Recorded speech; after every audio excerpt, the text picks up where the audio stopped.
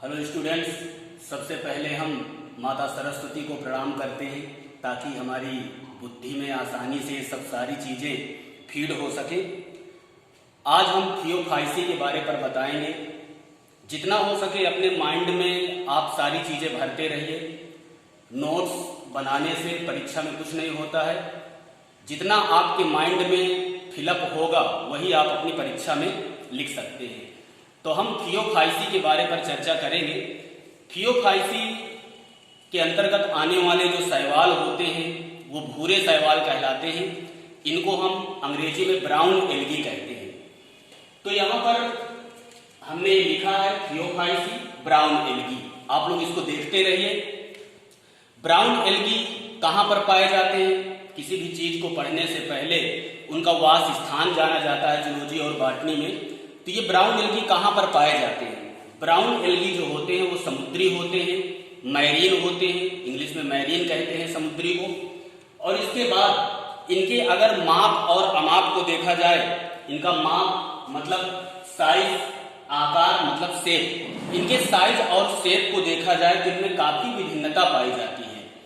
इनके जो पौधे होते हैं वो सरल शाखित से लेकर के सघन शाखित तक होते हैं। मतलब सिंपल ब्रांचेड से लेकर के प्रोफ्यूजली ब्रांचेड तक होते हैं। अब सरल शाखित पौधा कौन सा होगा? एक्टोकार्पस होता है। एग्जाम्पल याद रखना, एनसीईआरटी के एग्जाम्पल है। जो सरल शाखित पौधा होगा थियोफाइसी का वो एक्टोकार्पस होगा, और जो सघन शाखित होगा मतलब प्रोफ्यूजली ब्रांचेड होगा वो कैल्प होगा।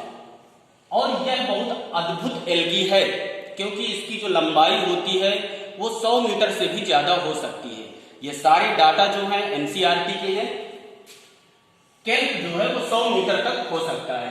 इसके बाद इसमें प्रभावी वर्णक कौन सा होता है जिसके कारण ये भूरा शैवाल कहलाता है, मतलब जिसके कारण इसका रंग भूरा होता है। तो कौन से प्रभावी वर्णक इसमें है, ये काफी इंपॉर्टेंट है।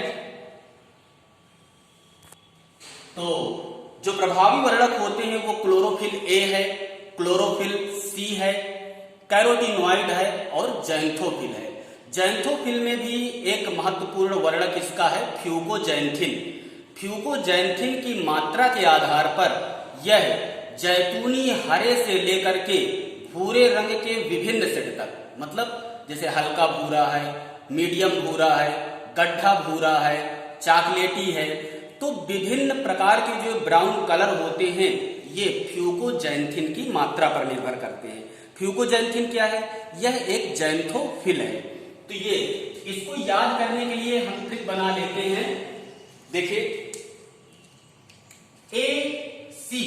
एसी नाम सुने होंगे। एसी करे जानत हो, एसी करे जानत हो, इस हिसाब से आप इसको याद कर सकते हैं कि इसमें क्लोरोफिल ए, क्लोरोफिल सी और करे से कैरोटीनॉइड और जानाथो से जैंथोफिल, ये मेन पिगमेंट होते हैं और इन्हीं के कारण भूरा रंग होता है। यहां पर आपको बता दें, क्लोरोफिल ए जो है वो सभी प्लांट में पाया जाता है।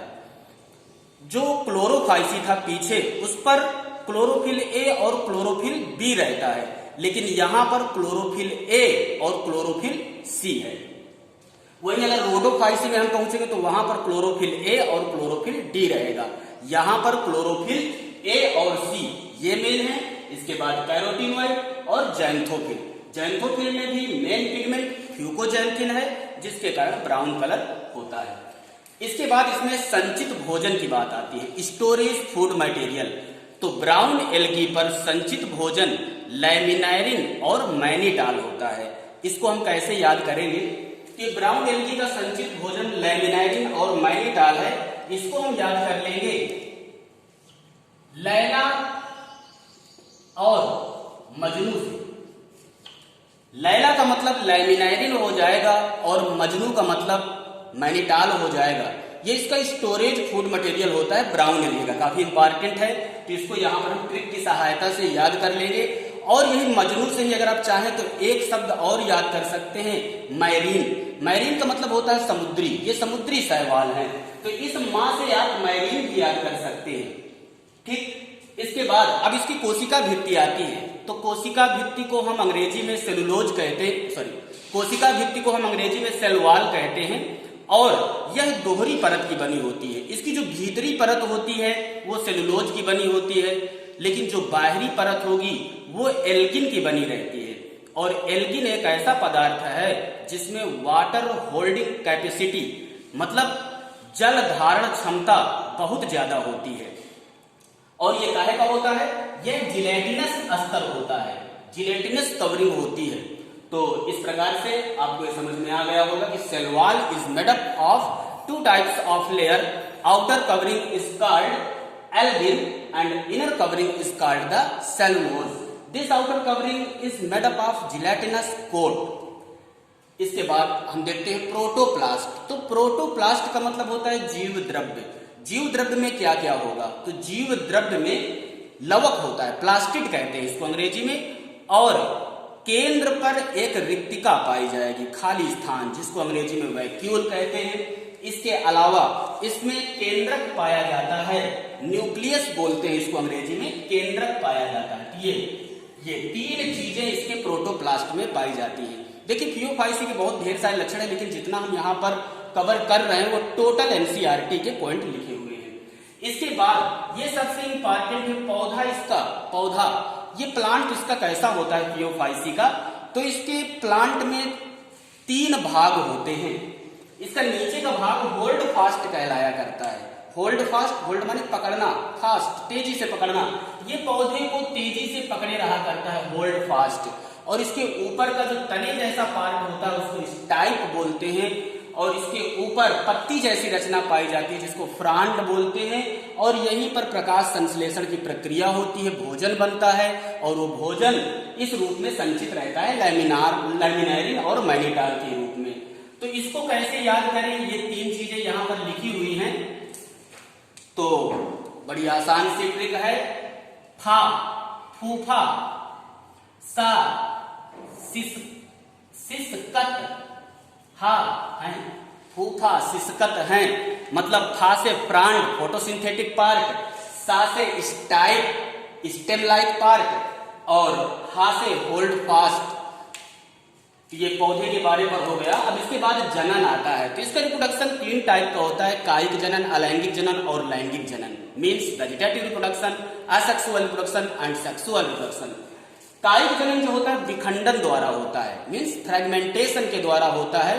कई छोटे छोटे टुकड़ों में शैवाल टूट जाता है और इसके बाद नया जो टुकड़ा होता है वो नए पौधे को, नए शैवाल को बना देता है। अलैंगिक जनन जो स्पोर के द्वारा होगा, इसमें फ्लैजिला पाए जाते हैं। लैंगिक जनन जो होगा समयुग्मकी, असमयुग्मकी या अंडयुग्मकी हो सकता है। और खास बात यहाँ पर नोट करना, जो ये जूस्पोर है और ये जो युग्मक है, ये दोनों नाशपाती के आकार के होते हैं। एनसीईआरटी में इसको शो किया है। मतलब जूस्पोर और युग्मक जो होंगे वो पियर शेप्ड होंगे और पायरीफॉर्म होंगे। Pyriform, zoospore and gametes are pyriform, नाशपाती के आकार के। और खास बात क्या है, इनके जो फ्लैजिला होते हैं वो अनइक्वल होते हैं, असमान फ्लैजिला, असमान फ्लैजिला या अनइक्वल फ्लैजिला होते हैं। इसमें बराबर नहीं होते, छोटा होता है, बड़ा होता है। इसके बाद और क्या खास बात है, ये फ्लैजिला जो होते हैं ये एपेक्स से जुड़े नहीं होते हैं, ये फ्लैजिला लेटरली इंसर्टेड होते हैं, मतलब पार्श्व में लगे होते हैं। देख रहे हैं पिक्चर यहाँ पर आप, पार्श्व में लगे होते हैं। अगर ये एपेक्स में लगा होता तो इसकी रचना ऐसे होती, शीर्ष में अगर लगा होता, लेकिन ये पार्श्व में फ्लैजिला लगे होते हैं, तो ये भी खास बात है इसकी। अच्छा, अब युग्मकों का जो संगम होगा, फ्यूजन ऑफ गैमेट्स, वो या तो जल में होगा या तो फिर अंडधानी में होगा। ये अंडधानी कौन सी रचना है? जहां पर अंड पाया जाता है उसे अंडधानी कहते हैं। इसके बाद ये एग्जाम्पल है एक्टोकार्पस, लैमिनेरिया, डिप्टियोटा, सारगासम, फ्यूकस। इनको याद करने की ट्रिक हमने वीडियो में डाल रखी है, वहां से आप देख सकते हैं। तो ये पूरा ब्राउन एल्गी के बारे पर था, आपको समझ में आया होगा। Thank you for watching.